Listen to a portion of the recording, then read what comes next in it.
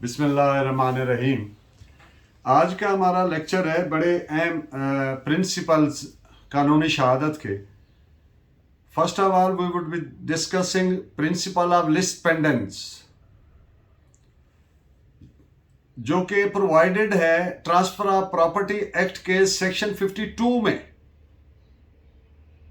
TPA section 52 principle of lis pendens भी बोलते हैं, पेडेंटिलिटी भी बोलते हैं, दोनों लैटिन टर्म्स हैं। इस प्रिंसिपल का मकसद ये है कि अगर कोई केस चल रहा है किसी प्रॉपर्टी का कोर्ट में, तो वो प्रॉपर्टी ट्रांसफर या एलियनेट नहीं हो सकती किसी भी जरिए से, चाहे वो गिफ्ट हो, सेल हो, रजिस्ट्री हो, बय हो, किसी भी मोड ऑफ ट्रांसफर के जरिए, जब तक उस केस का फैसला नहीं हो जाता वो प्रॉपर्टी ट्रांसफर नहीं हो सकती। एक कॉमन ख्याल है कि स्टे ऑर्डर है या नहीं है। अगर स्टे ऑर्डर नहीं भी है और दावा चल रहा है, दावा चलना शुमार होगा जिस दिन प्लेंट दायर हुई, उस वक्त दावा चलना शुमार हो जाएगा। और जिस दिन तक फाइनल उसका ऑर्डर नहीं होता, फैसला नहीं होता, अगर अपील चल रही है, appeal is continuation of trial, तो वो पेंडिंग तस्वर होगी। इस दौरान अगर प्रॉपर्टी सेल की, गिफ्ट की, एलियनेट किसी भी तरीके से की, तो गैर कानूनी होगा। That would not be sustainable in the eye of law. एक बात, और दूसरी बात, उस पर तौहीन अदालत भी लगेगी। तो इस पे मैं आपको जजमेंट्स नोट करवाता हूं।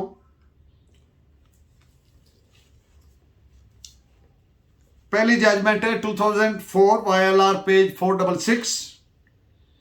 इसमें यह होल्ड किया इंटर एलिया मिन जुमला दीगर बातों की कि जब कोई पार्टी ने दौराने पेंडेंसी, अदालत में केस चल रहा है और प्रॉपर्टी खरीद ली, तो वो जो सब्सिक्वेंट वेंडी है, जिसने खरीदी है, उसका कोई राइट पैदा नहीं हुआ और ना ही अपील की स्टेज पे उसका केस मेरिट पे कंसिडर किया जा सकता है। तो इन पॉइंट्स पे दो जजमेंट्स और भी नोट फरमाएं। 2002 SCMR page 47 and 2003 MLD page 299। जो भी पेंडेंसी के दौरान ट्रांसफर होगी प्रॉपर्टी की, वो इलीगल होगी और तौहीन अदालत तस्वर होगी। जैसा कि ऑर्डर 39 रूल 2 सब क्लास 3 CPC, इस पे जजमेंट नोट फरमाएं। PLD 2002 supreme court page 303 and 1980 SCMR page 89।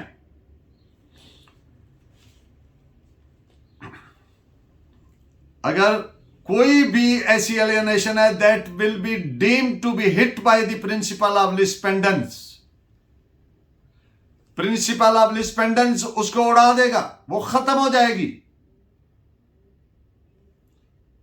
दो और जजमेंट्स इस पॉइंट पे हिट बाय प्रिंसिपल पे नोट फरमाएं। PLD 2019 Lahore page 148 and PLD 2021 Peshawar page 22। अब एक प्रिंसिपल है कि इंसाफ, justice should not only be dispense, बल्कि होता हुआ नजर आना चाहिए। Justice should not only be delivered और done, rather it must seem to have been done. तो इस पॉइंट पे आप नोट फरमाइए, ये भी बड़ा अहम प्रिंसिपल है कानूनी शहादत का। 2003 YLR पेज 1355।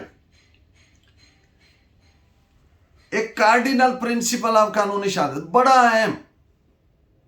वो क्या है कि when something is provided by law to be done in a particular manner, then that thing must be done in that manner alone or not at all।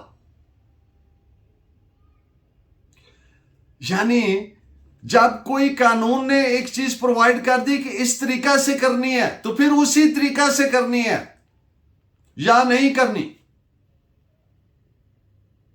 सादा सी मिसाल है, जैसे वुजू पहले करना है, नमाज बाद में पढ़नी है। ये नहीं कर सकते कि नमाज पहले पढ़ लें, वुजू बाद में कर लें। तो इस पॉइंट पे जजमेंट नोट फरमाए 2003 YLR पेज 533। अब एक सिविल सूट है,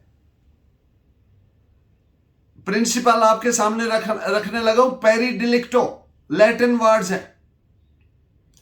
इसका मकसद होता है कि अगर दोनों पार्टीज एट फॉल्ट नजर आती हैं, भाई आपका ये कसूर, भाई आपने ये गलत किया, तो इसका फायदा डिफेंडेंट को मिलेगा।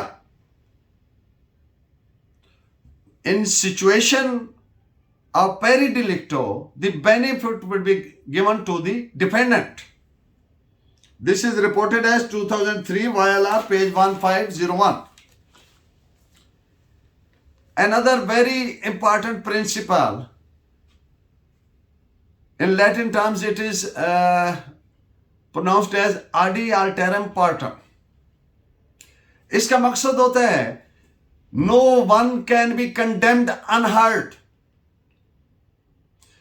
किसी आदमी को जिसके खिलाफ फैसला या हुक्म होना है या जिसके किसी भी तरह के हकूक या लिबर्टी राइट्स वगैरह एडवर्सली अफेक्ट हो सकते हैं, उस आदमी को सुने बगैर ऑर्डर नहीं किया जा सकता। अब हमारे कॉन्स्टिट्यूशन में 1973 के कॉन्स्टिट्यूशन में आर्टिकल 10A को इंसर्ट किया गया है। उसको बतौर फंडामेंटल राइट रिकॉग्नाइज किया गया, एक्नॉलेज किया गया। वो क्या है कि फेयर ट्रायल,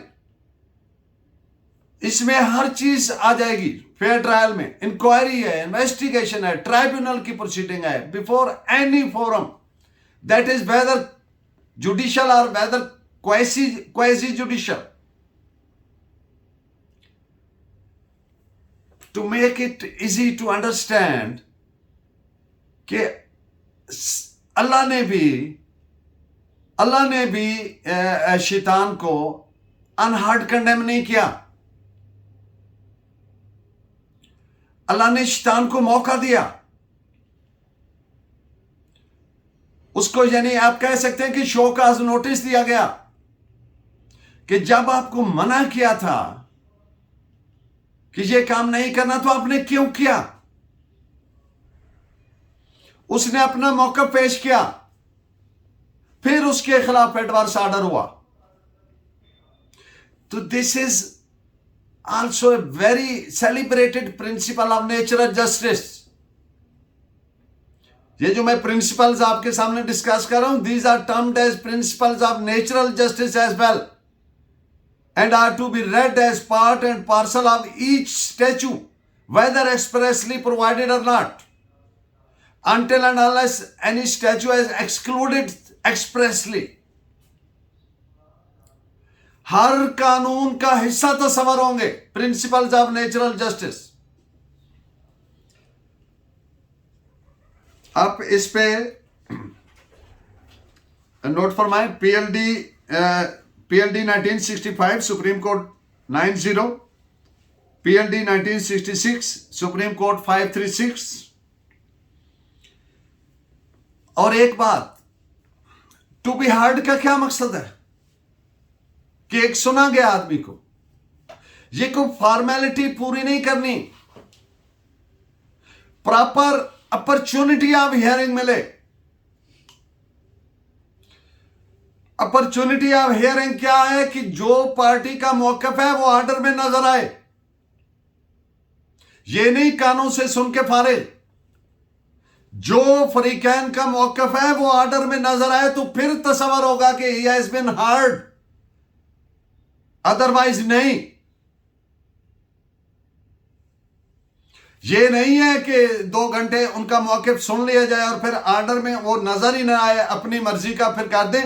तो वो एक शेर है ना कि राय पहले से बना ली तुमने, दिल में अब हम तेरे घर क्या करते, तो वो तो फिर ये है कि फैसला पहले से ज़हन में रखा हुआ है। तो इस पॉइंट पे आप नोट फरमाएं, इस पॉइंट में ये शेयर शामिल नहीं है इन जजमेंट्स में, ये मैंने खुद डाल दिया। तो इसमें नोट फरमाएं, PLD 1969 Lahore page 53, 1969 CLC page 79।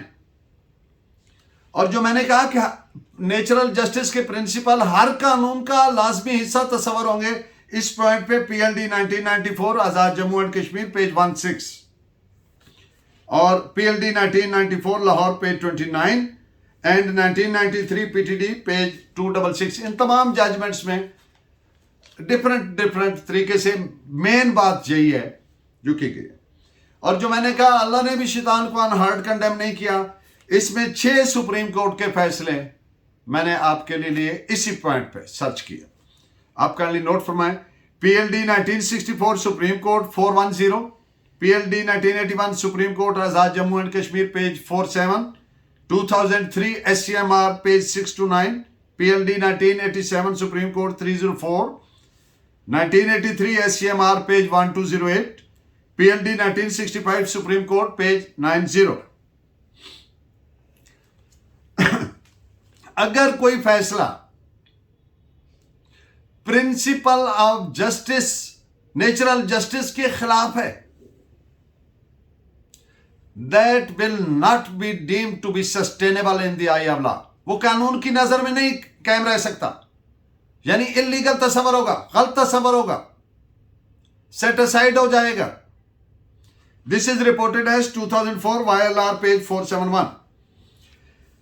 In the end of today's lecture मैं चंद मेन पॉइंट्स जो कि जरूरी हैं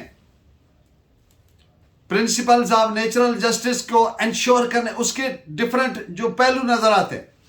नंबर 1, दोनों फरीकैन को इक्वल अपॉर्चुनिटी ऑफ हियरिंग दी जाए, and at the cost of repetition कह रहा हूं।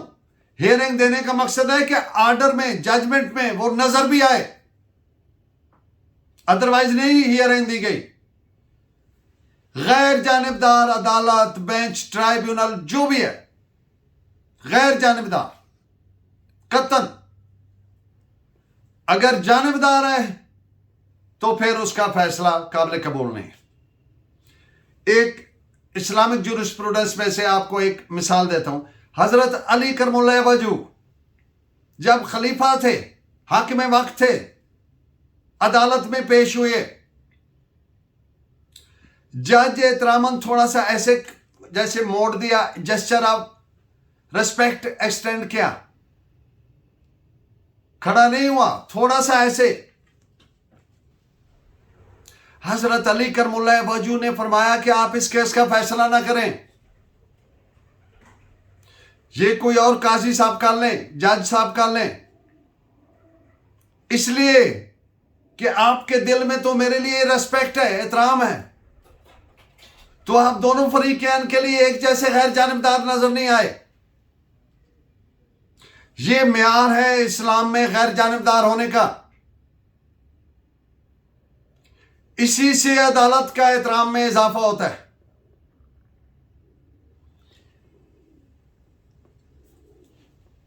कोई भी फैसला किया जाएगा that will be in good faith, और ऑर्डरली प्रोसीजर, बाज़ाब्ता तरीके से प्रोसीजर अडॉप्ट किया जाए। इस ऑर्डरली प्रोसीजर पे नोट फरमाए 1975 PLC 282, no person can be जज ऑफ ए जोन काज। अपने अगर कोई इंटरेस्ट इन्वॉल्व है किसी आदमी की किसी भी तरीके से, और वो जज है, उसको जज नहीं होना चाहिए, बेंच से अलग हो जाना चाहिए, उस केस का फैसला नहीं करना चाहिए। This is reported as 1989 PLC bracket में CS पेज 307। और डिस्क्रिमिनेशन,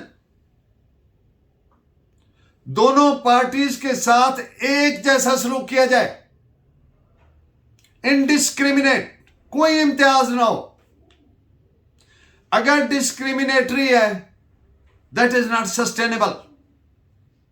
क्यों सस्टेनेबल नहीं है? Against the principle of natural justice है, जैसा मैंने पहले नोट करवाया।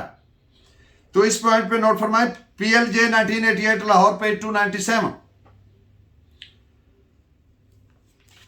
Principles of natural justice can only be modified by enactment. कानून साजी के जरिए सिर्फ इनमें तब्दीली की जा सकती है, अदरवाइज नहीं।